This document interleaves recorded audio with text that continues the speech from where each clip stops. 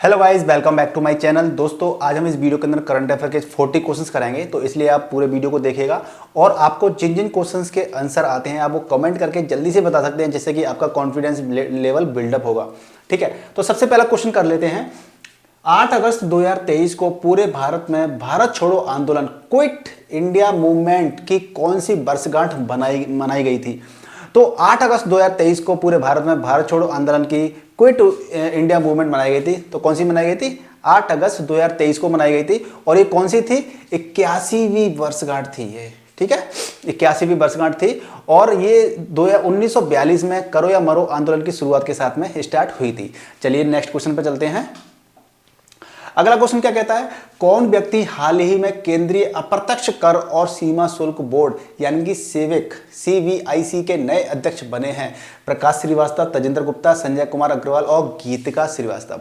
तो 1988 बैच के C&IT सीमा शुल्क प्रत्यक्ष कर समूह अधिकारी संजय कुमार अग्रवाल इसके अधिकारी बने हैं। कौन बने हैं? संजय कुमार अधिकारी सेविक के नए अध्यक्ष बने हैं। चलिए अगले क्वेश्चन पे चलते हैं हम लोग। अगला क्वेश्चन कहता है कि विश्व हृदय दिवस प्रतिवर्ष कब मनाया जाता है? जो विश्व हृदय दिवस होता है वो 27 सितंबर, 28, 29 और 30 दिसंबर कब मनाया जाता है? तो इस डेट को याद कर लीजिए, ये 29 सितंबर को मनाया जाता है। अगले क्वेश्चन पे हम चलते हैं। अगला क्वेश्चन कहता है कि हाल ही में शत्रुजीत सिंह कपूर किस राज्य के नए पुलिस महानिदेशक यानी कि DGP बने हैं? गुजरात, हरियाणा, पंजाब और हिमाचल प्रदेश। तो 1990 बैच के IPS अधिकारी शत्रुजीत सिंह कपूर को हरियाणा राज्य के नए महानिदेशक यानी DGP बने हैं। तो कहाँ के बने ये?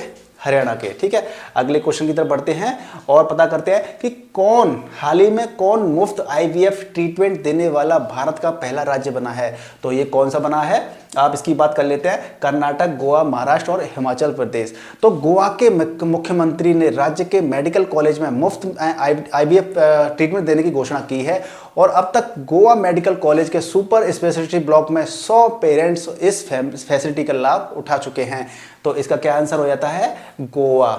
ठीक है, अगले क्वेश्चन की तरफ बढ़ते हैं। प्रतिवर्ष दुनिया भर में विश्व फोटोग्राफी दिवस वर्ल्ड फोटोग्राफी डे किस तारीख को मनाया जाता है? 18 अगस्त, 19 अगस्त, 20 अगस्त और 21 अगस्त। तो इसका आंसर क्या हो जाता है? 19 अगस्त को ये मनाया जाता है। कितना? 19 अगस्त को मनाया जाता है। और ये क्यों मनाया जाता है? कि एक दूसरे के जागरूकता पैदा करने के लिए, विचारों को एक दूसरे के बीच साझा करने के लिए और सबको प्रोत्साहित करने के लिए ये दिवस मनाया जाता है। अगले क्वेश्चन की तरफ बढ़ लेते हैं। हाल ही में कितने वैज्ञानिकों को वर्ष 2022 का शांति स्वरूप भटनागर पुरस्कार दिया गया है? कितने वैज्ञानिकों को दिया गया है? ये 12 वैज्ञानिकों को दिया गया है। आंसर क्या है इसका? 12 वैज्ञानिकों को शांति स्वरूप भटनागर पुरस्कार दिया गया है। यह पुरस्कार जीव विज्ञान, रसायन विज्ञान, पृथ्वी, वायुमंडल, महासागर और ग्रह विज्ञान, इंजीनियरिंग विज्ञान, गणितज्ञ विज्ञान, चिकित्सा विज्ञान और शारीरिक विज्ञान के क्षेत्र में दिया जाता है। यह पुरस्कार CSIR के प्रथम एवं संस्थापक निदेशक सर शांति स्वरूप भटनागर के सम्मान में यह पुरस्कार दिया जाता है। और कब दिया जाता है? 12 लोगों को दिया गया है। ठीक है, अब हम अगले क्वेश्चन की तरफ चलते हैं। हाल ही में किसे मुरली रामकृष्णन के स्थान पर साउथ इंडियन बैंक के नए MD और CMD के रूप में नियुक्त किया गया है? PR शेषाद्री, राजेश नाम्बिया, सिंधु गंगाथरन और नीरज मित्तल। तो इसका आंसर क्या हो जाता है? PR शेषाद्री जी को नियुक्त किया गया है। ठीक है, अब हम चलते हैं अगले क्वेश्चन की तरफ। अगला क्वेश्चन कहता है किस फुटबॉल टीम ने FIFA world women's world cup 2023 का खिताब जीता है? इंग्लैंड, नॉर्वे, जर्मनी और स्पेन। तो इसका जो आंसर हो जाता है वो स्पेन की टीम पहली बार वर्ल्ड चैंपियन बनी है। तो इसका आंसर क्या हो जाता है? स्पेन। ठीक है, इसका आंसर C है। ठीक है, अगले क्वेश्चन की तरफ बढ़ते हैं। अगला क्वेश्चन हम करते हैं। हाल ही में किसे महाराष्ट्र सरकार द्वारा स्थापित पहला उद्योग रत्न पुरस्कार दिया गया है? मुकेश अंबानी, गौतम अंबानी, रतन टाटा, फाल्गुनी नैयर। तो आपका आंसर क्या हो जाता है? रतन टाटा जी को ये पुरस्कार दिया गया है। ठीक है, अगले क्वेश्चन की तरफ बढ़ लेते हैं। प्रतिवर्ष 20 अगस्त को पूरे भारत में सद्भावना दिवस किनकी जयंती पर मनाया जाता है? राजीव गांधी, लाल बहादुर शास्त्री, राजा राम मोहन राय, इंदिरा गांधी। तो ये किसी जयंती मनाया जाता है? राजीव गांधी जी जो प्रधानमंत्री हमारे रह चुके हैं उनके दिवस पर मनाया जाता है। और इस वर्ष राजीव गांधी की जो 79वीं जयंती है और इस दिवस को मनाने का उद्देश्य लोगों को दूसरों के प्रति अच्छी भावना रखने के लिए प्रोत्साहित किया जाता है।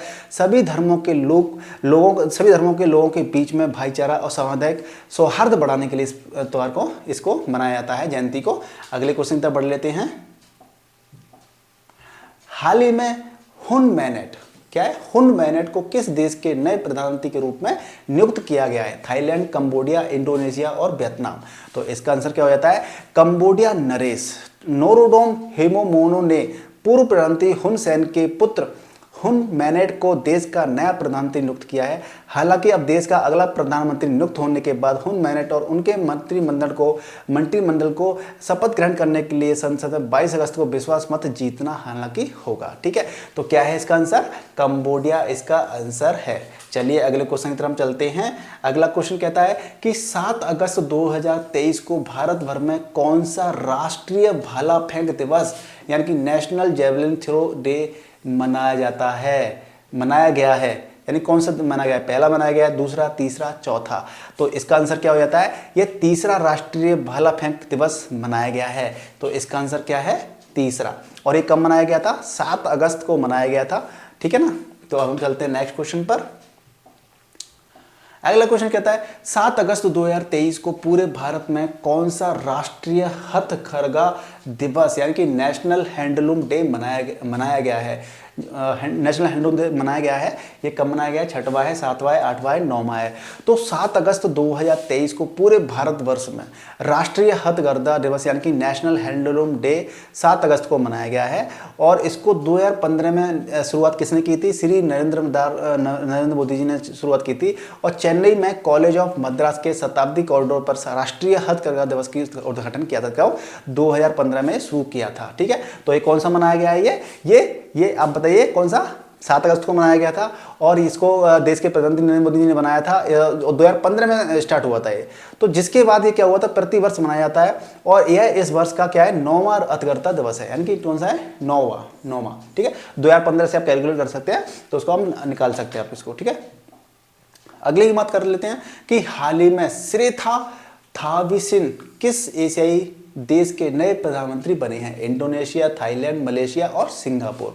तो जो थाईलैंड की फू थाई पार्टी के नेता हैं श्री थैया श्रीनिवासन को देश का नया प्रधानमंत्री चुना गया है। तो ये किसके हैं? ये थाईलैंड के। आपका आंसर हो जाता है बी। अगले क्वेश्चन पर बढ़ते हैं। अगला क्वेश्चन कहता है कि हाल ही में कौन चांद के दक्षिणी ध्रुव पर पहुंचने वाला दुनिया का पहला देश बना है? कौन चांद के दक्षिणी ध्रुव पर पहुंचने वाला? तो ये तो आपको पता ही होगा कि चंद्रयान, कौन सा चंद्रयान 14 जुलाई 2023 को इसरो द्वारा लॉन्च किए गए चंद्रयान 3 मिशन को 23 अगस्त 2023 को लैंडिंग में सफलता मिलने के बाद भारत चांद के दक्षिणी ध्रुव पर पहुंचने वाला दुनिया का सबसे पहला देश बन गया है। इस प्रकार सॉफ्ट लैंडिंग को लेकर ही चंद्रयान 3 ने अपनी 40 दिनों की लंबी यात्रा पूरी की थी और भारत चांद पर सॉफ्ट लैंडिंग करने वाला चौथा देश बन गया है। ठीक है, तो यानी कि दक्षिणी ध्रुव पर करने वाला पहला देश है और चौथा बाकी पूरे चांद पर पहुंचने वाला देश है। ठीक है, अब हम चलते हैं अगले क्वेश्चन की तरफ। अगला क्वेश्चन कहता है हाल ही में कौन भारतीय मूल के व्यक्ति अमेरिकी इलेक्ट्रिकल कार कंपनी टेस्ला के नए सीएफओ बने हैं? नीरज मित्तल, प्रकाश श्रीवास्तव, वैभव तनेजा और राजेश नाम्बियार जी। तो भारतीय मूल के वैभव तनेजा जी को अमेरिकी इलेक्ट्रिक कार कंपनी जो टेस्ला है, जिनसे आपने सुना होगा, उनको नया चीफ फाइनेंशियल ऑफिसर बनाया गया है। और इस पद पर जो वैभव को यहाँ इस पद पर जजरी किरगोन यानी कि उनकी जगह पर नियुक्त किया गया। जो पहले कौन थे? जजरी किरगोन थे, उनकी जगह पर इनको नियुक्त किया गया है। तो इसका आंसर क्या हो जाता है? वैभव तनेजा जी। ठीक है, वैभव तनेजा जी को नियुक्त किया गया है। अगले क्वेश्चन की तरफ बढ़ते हैं और अगला क्वेश्चन क्या कहता है? कौन व्यक्ति हाल ही में कौन भारतीय मूल के व्यक्ति, ओहो ये तो हो गया हमारा, एक सेकेंड, यस, कौन व्यक्ति हाल ही में राष्ट्रीय हरित प्राधिकरण यानी कि एनजीटी के नए अध्यक्ष बने हैं? ठीक है, न्यायमूर्ति कुलदीप सिंह, न्यायमूर्ति लोकेश्वर सिंह पंता और न्यायमूर्ति प्रकाश सिंह श्रीवास्तव, न्यायमूर्ति एनवी रमन्ना। तो जो न्यायमूर्ति प्रकाश श्रीवास्तव जी हैं उनको ये बनाया गया है। तो प्रकाश श्रीवास्तव जी कहाँ पर हैं? ये सी। आपका आंसर क्या हो जाता है? सी हो जाता है। अगले क्वेश्चन की तरफ बढ़ते हैं। अगला क्वेश्चन क्या कहता है कि पीएम मोदी ने किस तारीख को प्रतिवर्ष देश भर में राष्ट्रीय अंतरिक्ष दिवस यानी नेशनल स्पेस डे मनाने की घोषणा की है? 21 अगस्त को, 22 अगस्त को, 23 अगस्त को, 24 अगस्त को। दोस्तों जैसा कि आपको पता है कि इसरो के चंद्रयान 3 मिशन के साउथ पोल पर सफल लैंडिंग करने के बाद में सफलता से उत्साहित होकर के देश के प्रधानमंत्री श्री नरेंद्र मोदी जी ने प्रतिवर्ष 23 अगस्त को राष्ट्रीय अंतरिक्ष दिवस मनाने की घोषणा की है। तो किस तारीख को? 23 अगस्त को। ठीक है, 23 अगस्त को। तो अगले क्वेश्चन पे हम चलते हैं। अगला क्वेश्चन कहता है कि वर्ष 2023 के रेमन मैग्सेसे अवार्ड के 4 संयुक्त विजेताओं में कौन भारतीय व्यक्ति शामिल हैं? सिंधु गंगाथरन, तजिंदर गुप्ता, डॉक्टर रवि कन्नर आर और मनीष देसाई। तो देखिए, जो रेमन मैग्सेसे पुरस्कार है वो उनके विजेताओं का ऐलान हुआ था। और शिक्षा के लिए किनको मिला है? बांग्लादेश के कौरबी रक्षंधन है, उनको मिला है। पर्यावरण संरक्षण के लिए तिमोर लेस्ते को मिला है, यूजेनियो लेमोस को, और शांति और महिलाओं की भागीदारी के लिए फिलीपींस की मरियम मैरगन को मिला है। और कैंसर रोग के लिए किनको मिला है? ये है डॉक्टर रवि कन्नर आर। ठीक है, इनको कैंसर रोग के लिए उत्कृष्ट काम करने के लिए इनको मिला है। ठीक है, अगले क्वेश्चन की तरफ बढ़ लेते हैं। अगला क्वेश्चन हमारा क्या कहता है? प्रतिवर्ष दुनिया भर में विश्व अंगदान दिवस यानी कि वर्ल्ड ऑर्गन डोनेशन डे किस तारीख को मनाया जाता है? 10 अगस्त, 11 अगस्त, 12 अगस्त और 13 अगस्त को। तो ये 13 अगस्त को मनाया जाता है। ठीक है, तो आपका आंसर हो जाता है डी, 13 अगस्त। चंद्रमा के जिस स्थान पर चंद्रयान 2 ने अपने पदचिन्ह छोड़े हैं वह पॉइंट अब क्या कहलाएगा? हिंदुस्तान पॉइंट, शिवधाम, तिरंगा पॉइंट और शिव शक्ति पॉइंट। ठीक है, तो चंद्रयान 2 ने अपने 15 दिन छोड़े थे, उस वह पॉइंट अब तिरंगा कहलाएगा। तो ये क्या होगा? तिरंगा पॉइंट कहलाएगा।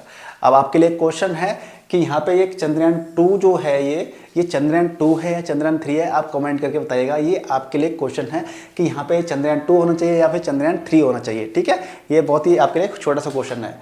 चलिए अब हम चलते हैं नेक्स्ट क्वेश्चन पर। 15 अगस्त 2023 को पूरे भारत में कौन सा स्वतंत्रता दिवस इंडिपेंडेंस डे मनाया गया? 76वां, 77वां, 78वां या 79वां?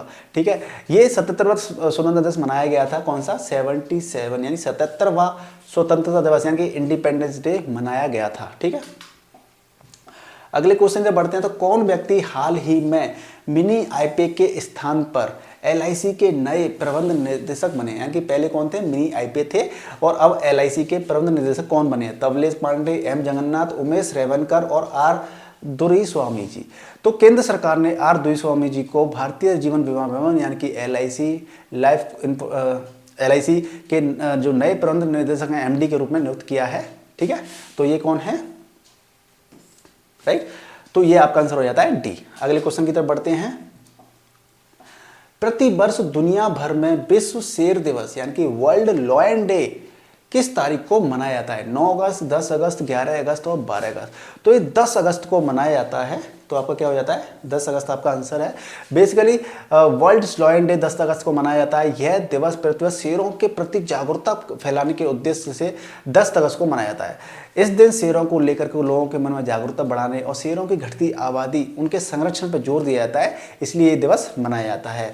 ठीक है, अगले क्वेश्चन की तरफ बढ़ लेते हैं। अगला क्वेश्चन हमारा क्या कहता है? प्रति वर्ष विश्व जैव ईंधन दिवस यानी कि वर्ल्ड बायोफ्यूल डे किस तारीख को मनाया जाता है? Very important question. 10 अगस्त, 11 अगस्त, 12 अगस्त और 13 अगस्त। तो ये आपका किस दिन को मनाया जाता है? 10 अगस्त को ये मनाया जाता है। विश्व जैव ईंधन दिवस क्या होता है कि साल 1893 में 9 अगस्त को डीजल इंजन के आविष्कार के रूप में जो सर रुडोल्फ डीजल ने पहली बार मूंगफली के तेल से यांत्रिक इंजन को सफलतापूर्वक शुरू किया था। तो उनके विश्लेषण प्रयोग ने भविष्यवाणी की थी कि वनस्पति तेल अगली शताब्दी में जीवाश्म ईंधन को अलग अलग मैकेनिकल इंजनों में बदलने के लिए उपयोग में किया जाएगा। तो उसी के बाद से ये 10 अगस्त को मनाना स्टार्ट कर दिया था। ठीक है, अगले क्वेश्चन तक बढ़ लेते हैं। हाल ही में निर्वाचन आयोग यानी कि इलेक्शन कमीशन ऑफ इंडिया ने किसे अपने नए नेशनल आइकॉन के रूप में नियुक्त किया है? Novak Djokovic, Rafael Nadal, Sachin Tendulkar और नीरज चोपड़ा। तो इसी ने क्या किया है कि शहरी क्षेत्र में और युवा मतदाताओं को जो युवा मतदाता हैं उनकी उदासीनता को दूर करने के लिए क्रिकेट खिलाड़ी सचिन तेंदुलकर को अपनी ईसी का क्या बनाया है? नेशनल आइकॉन बनाया है, यानी कि सचिन तेंदुलकर इसका आंसर है। क्योंकि जो नए मतदाता है ना, जो युवा वर्ग है, वो क्या है, उदासीन रहता है, वो वोट वगैरह ज़्यादा करता नहीं है, तो उनके बीच में जागरूकता फैलाने के लिए सचिन तेंदुलकर जी नियुक्त किया गया है आइकॉन के रूप में। हाल ही में भारत चंद्रमा पर सॉफ्ट लैंडिंग करने वाला अब तक का कौन सा देश बना है? हाल ही में भारत चंद्रमा पर सॉफ्ट लैंडिंग करने वाला अब तक का कौन सा देश बना है? चौथा बना है। लेकिन जब बात आ जाती है कि दक्षिणी ध्रुव पे लैंडिंग करने वाला कौन सा देश बना है, तो वो पहला बना है। ठीक है, क्या बना है? पहला बना है। अगर चौथे देश की बात कर ले तो भारत ने चांद पर जो सॉफ्ट लैंडिंग करी है, तो ये क्वेश्चन में आ जाता है चौथा देश बन गया है। लेकिन इससे पहले किसने लैंडिंग की थी? अमेरिका ने की थी, चीन ने की थी, रूस ने की है, और उसके बाद में अपने देश भारत का नंबर आ गया है। लेकिन दक्षिणी ध्रुव की बात आ जाती है तो दक्षिणी ध्रुव पर लैंडिंग करने वाला पहला देश बन जाएगा। ठीक है, चलिए अगले क्वेश्चन पे चलते हैं। हाल ही में प्रसिद्ध व्यक्तित्व कल्याणपुरी राधाकृष्ण राव का 103 वर्ष की उम्र में निधन हो गया था। वह कौन थे? चित्रकार थे, सांख्यिकीविद थे, अभिनेता थे, समाज सेवक थे।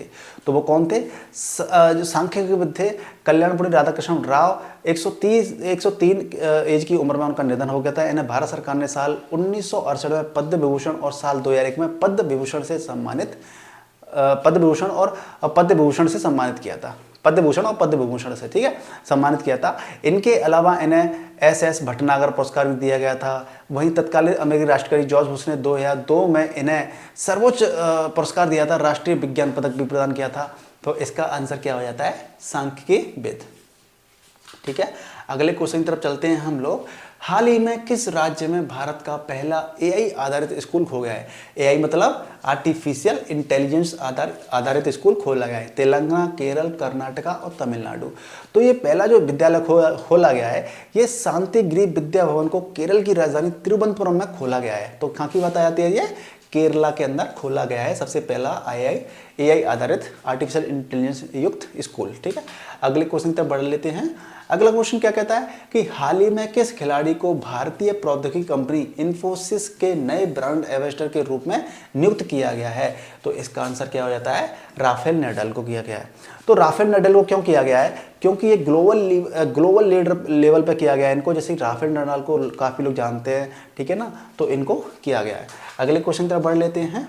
अगला क्वेश्चन कहता है कि प्रतिवर्ष दुनिया भर में विश्व रेबीज दिवस यानी कि वर्ल्ड रेबीज डे किस तारीख को मनाया जाता है? 28 सितंबर, 29 सितंबर, 30 सितंबर, 27 सितंबर। तो आपका आंसर क्या कहता है कि 28 सितंबर को हमारा ये वर्ल्ड रेबीज डे मनाया जाता है। ठीक है, अगले क्वेश्चन तक बढ़ लेते हैं। हाल ही में कौन eco friendly debit card launch करने वाला भारत का पहला बैंक बना है? इको फ्रेंडली डेबिट कार्ड भी आ गए आजकल। पहले हम इको फ्रेंडली दिवाली मनाते थे, इको फ्रेंडली होली मनाते थे, अब क्या है, इको फ्रेंडली आपका डेबिट कार्ड भी आपका आ गया है। Google payments bank, Paytm payment bank, Jio payments bank और एयरटेल पेमेंट बैंक।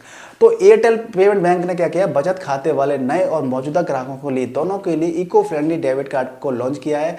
और इसकी जो डेबिट कार्ड लॉन्च करने वाला यह पहला भारतीय बैंक बन गया है। हालांकि अभी क्या उम्मीद है कि इस इको फ्रेंडली सामग्री को अपनाने के साथ में एयरटेल पेमेंट्स बैंक पर्यावरण संरक्षण के लिए सकारात्मक प्रभाव डालेगा।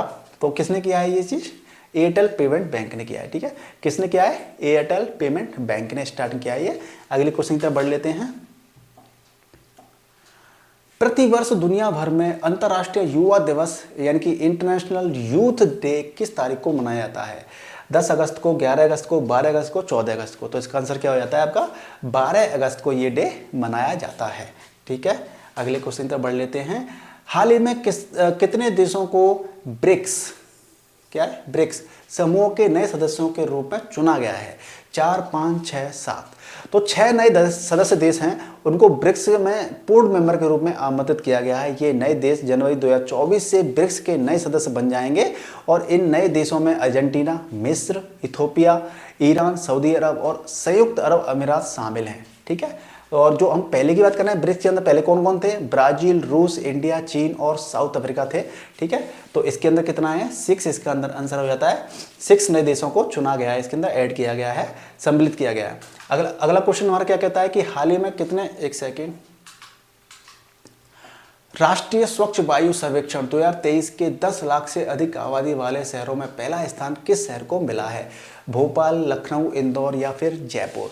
तो दोस्तों इसका आंसर क्या होता है कि केंद्रीय प्रदूषण नियंत्रण बोर्ड ने वायु सर्वेक्षण 2023 की रैंकिंग जारी की है। इसमें मध्य प्रदेश के इंदौर को पहला स्थान मिला है। यह गणना 10 लाख से ज़्यादा आबादी वाले शहरों को ध्यान में रख करके तैयार की गई है और इस सर्वेक्षण में 10 लाख से अधिक आबादी वाले शहरों में प्रथम 5 में से 3 पुरस्कार मध्य प्रदेश के खाते में गए हैं। तो ठीक है, तो अब सबसे पहला क्या है इसके अंदर, इंदौर इसका क्या है, इसका आंसर है। आगरा को दूसरा स्थान, हालांकि आगरा को क्या है, दूसरा स्थान मिला है। चलिए अगले क्वेश्चन तक बढ़ लेते हैं। किस जीव के बारे में जागरूकता फैलाने के उद्देश्य से 12 अगस्त को प्रतिवर्ष दुनिया भर में एक दिवस मनाया जाता है? किस दिन? 12 अगस्त को। तो 12 अगस्त को जो दिवस मनाया जाता है उसको विश्व हाथी दिवस बोलते हैं, यानी कि एलिफेंट्स डे। एशियाई और अफ्रीकी हाथियों की दुर्दशा के बारे में जागरूकता फैलाने के लिए और ध्यान आकर्षित करने के लिए इस दिवस को मनाया जाता है। तो वो कौन सा है, किसके के लिए मनाया जाता है? हाथी, यानी कि 12 अगस्त को हाथियों को संरक्षित करने के लिए दिवस मनाया जाता है। अगले क्वेश्चन की तरफ बढ़ लेते हैं। अगला क्वेश्चन कहता है कि हाल ही में किस हॉकी टीम ने मेंस एशियन चैंपियनशिप ट्रॉफी 2023 का खिताब जीता है? यानी कि मेंस एशियन चैंपियनशिप ट्रॉफी का खिताब जीता है। मलेशिया, ईरान, दक्षिण कोरिया या फिर भारत? तो दोस्तों अभी हाल ही में क्या है, मेंस एशियन चैंपियनशिप ट्रॉफी हुई थी 2023 के और फाइनल मुकाबले में भारतीय टीम ने मलेशिया को पटकनी देते हुए खिताब अपने नाम किया है। तो ये क्या है, अपना देश भारत ने इस खिताब को जीता है। अगले क्वेश्चन की तरफ बढ़ते हैं। 69वें नेशनल फिल्म पुरस्कारों में किसे सर्वश्रेष्ठ अभिनेता का पुरस्कार मिला है? प्रभास, शाहरुख खान, अल्लू अर्जुन और सन्नी देओल? तो इसका आंसर क्या हो जाता है, इस बार सभी वर्गों में बॉलीवुड से लेकर के साउथ के सभी कलाकारों को राष्ट्रीय पुरस्कार में शामिल किया गया था। तो इस बार बेस्ट एक्ट्रेस के लिए आलिया भट्ट को मिला है, जिसमें गंगूबाई काठियावाड़ी मूवी के लिए मिला था इनको, और कृति सेनन ने मिमी के लिए बाजी मारी है। वही बेस्ट एक्टर की अगर नेशनल लेवल बात करें तो किसको मिला है? अल्लू अर्जुन को ये पुरस्कार मिला है। ठीक है, अगले क्वेश्चन पे बढ़ लेते हैं। हाल ही में किस राज्य की सरकार द्वारा भारत का पहला कृषि डेटा एक्सचेंज यानी कि एडेक्स लॉन्च किया गया है? Very important question. Tamil Nadu, Kerala, Telangana या कर्नाटक? तो तेलंगाना सरकार ने, राज्य सरकार ने क्या किया, भारत का पहला कृषि डेटा एक्सचेंज यानी कि ADEX और कृषि डेटा प्रबंधन फ्रेमवर्क ADMF लॉन्च किया है।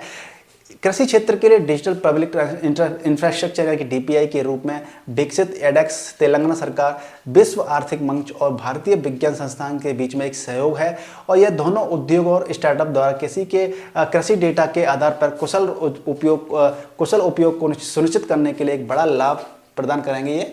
तो ये किसने किया है, ये किसने किया है बताइए मुझे? मैंने अभी भी जस्ट बताया आपको किसने किया है ये। मैं फिर से आपसे पूछ रहा हूँ, बताइए क्या है। एक्चुअली लास्ट क्वेश्चन है।